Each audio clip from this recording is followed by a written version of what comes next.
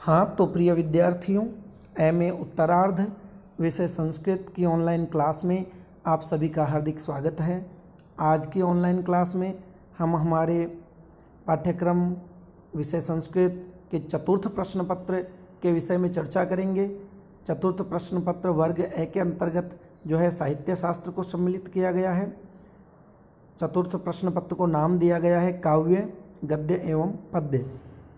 जैसा कि आप देख पा रहे हैं, चतुर्थ प्रश्न पत्र के लिए भी पूर्व के 3 प्रश्न पत्रों के समान ही 100 अंकों का विधान है। हमारा एमए उत्तरार्ध विषय संस्कृत का जो है कुल पूर्णांक जो है 400 होंगे।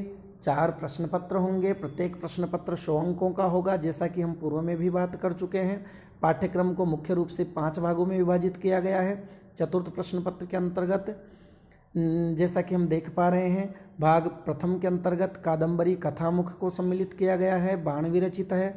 भाग द्वितीय के अंतर्गत नैषधीय चरितम के तृतीय सर्ग जो कि श्रीहर्ष विरचित है को सम्मिलित किया गया है। भाग तृतीय के अंतर्गत विक्रमांक देव चरितम के प्रथम सर्ग को सम्मिलित किया गया है, यह बिल्हण विरचित है। भाग चतुर्थ के अंतर्गत महाकवि कालिदास विरचित कुमार संभवम के प्रथम सर्ग को सम्मिलित किया गया है। भाग पंचम के अंतर्गत संस्कृत गद्य पद्य साहित्य सर्वेक्षण को सम्मिलित किया गया है।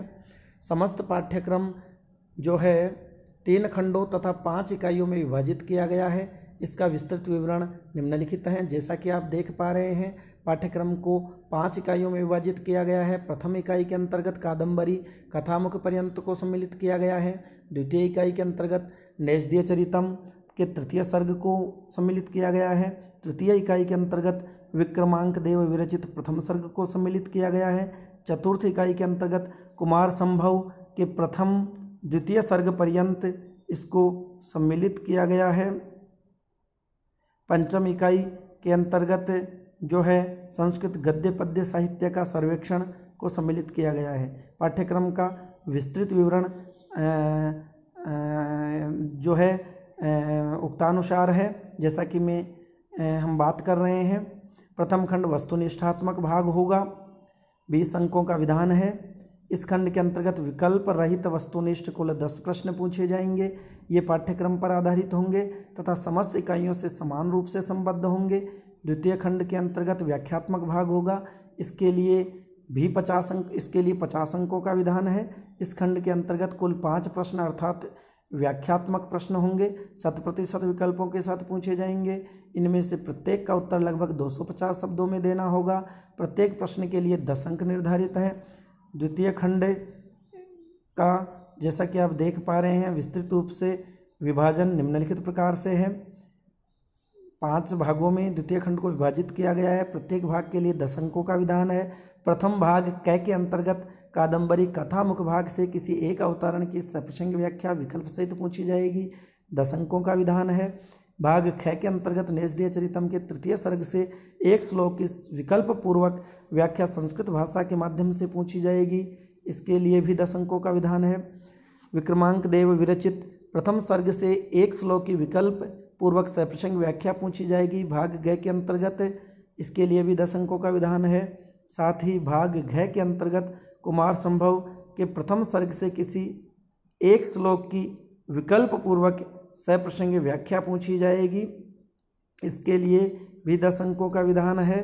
साथ ही भाग ग के अंतर्गत संस्कृत गद्य एवं पद्य साहित्य में से किसी एक कवि या कृति पर सामान्य परिचयात्मक लेख लिखने के लिए कहा जाएगा, इसके लिए भी 10 अंकों का विधान है। इस प्रकार हमारे कुमार संभव के प्रथम सर्ग मात्र को ही इसमें सम्मिलित किया गया है।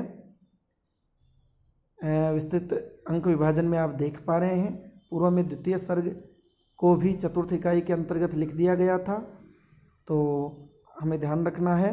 कुमार संभव के प्रथम सर्ग से किसी एक श्लोक की विकल्प पूर्वक सप्रसंग व्याख्या पूछी जाएगी, इसलिए हमें कुमार संभव के प्रथम सर्ग को जो है पठनीय रखना है, इसको विशेष रूप से देखना है। द्वितीय खंड के लिए इस प्रकार 50 अंकों का विधान है। तृतीय खंड जो निबंधात्मक भाग होगा, इसके लिए 30 अंकों का विधान है। इसके अंतर्गत जैसा कि आप स्क्रीन पे देख पा रहे हो, इस खंड के अंतर्गत 2 प्रश्न विकल्पों के साथ पूछे जाएंगे। इनमें से प्रत्येक का उत्तर लगभग 300 शब्दों में देना होगा। इनके लिए 15-15 अंक निर्धारित हैं। उक्त खंड के प्रथम प्रश्न के अंतर्गत निम्नलिखित बिंदु आधार स्वरूप होंगे। इसके लिए 15 अंकों का निर्धारण है। बिंदु हैं बाणभट्ट की भाषा शैली, बाणभट्ट का वैदुष्य, महत्व तथा गद्य लेखकों में उनका स्थान, उनके गद्य की विशेषताएं आदि, देशदीय चरित्र का संस्कृत महाकाव्यों में स्थान, श्रीहर्ष के कृतित्व का मूल्यांकन आदि। इनके लिए 15 अंकों का निर्धारण है। और इसी तृतीय खंड के द्वितीय भाग के अंतर्गत जो है निम्न बिंदु आधार स्वरूप होंगे। इसके लिए भी 15 अंकों का निर्धारण है। इसके लिए है नाट्यशास्त्र में वर्णित रस व्याख्या, विक्रमांक देव चरित्र की काव्यात्मक विशेषताएं, विक्रमांक देव चरित्र की समीक्षा, बिल्हण की प्रतिभा आदि का मूल्यांकन, कालिदास के काव्य की विशेषताएं, संस्कृत महाकाव्यों में उनका स्थान, कुमार संभव में कवित्व, प्रकृति चित्रण, संस्कृत साहित्य की प्रमुख कृतियों का समीक्षात्मक विवेचन आदि इसमें सम्मिलित हैं। इस प्रकार हमारा चतुर्थ प्रश्न पत्र है, जो प्रमुख रूप से 3 खंडों में विभाजित था, जैसा कि आप स्क्रीन पे देख पा रहे हैं। प्रथम खंड के लिए 20 अंकों का निर्धारण है, द्वितीय खंड के लिए 50 अंकों का निर्धारण है एवं तृतीय खंड के लिए 30 अंकों का निर्धारण है। इस प्रकार चतुर्थ प्रश्न पत्र के लिए कुल 100 पूर्णांक का विधान है। सहायक पुस्तकें जैसा कि आप देख पा रहे हैं, उक्त जो है लिखित जो पुस्तकें हैं, यह हमारे चतुर्थ प्रश्न पत्र के लिए सहायक पुस्तकें हैं। इनका अनुशीलन भी, अध्ययन भी जो है अपेक्षित है। हम हमारे विषय को दृढ़, सुदृढ़ एवं प्रगाढ़ बनाने के लिए, विषय को और अधिक रुचिकर एवं जो है हमारे लिए उपयोगी बनाने के लिए इन सहायक पुस्तकों का अध्ययन भी अपेक्षित है। इस प्रकार हम हमारे पाठ्यक्रम के चारों प्रश्न पत्रों के विषय में चर्चा कर चुके हैं। आगामी ऑनलाइन क्लास में हम एक नए प्रकरण के साथ, नई विषय वस्तु के साथ हमारी जो है ऑनलाइन क्लास का सुचारू रूप से संचालन होगा। आप अपने पाठ्यक्रम को एक बार देखें, मनन करें एवं आगे आने वाली आगामी ऑनलाइन क्लास के लिए आप जो है आपको विषय वस्तु या वीडियो आपको जो है ग्रुप में प्रसारित कर दिया जाएगा, उसको देखें।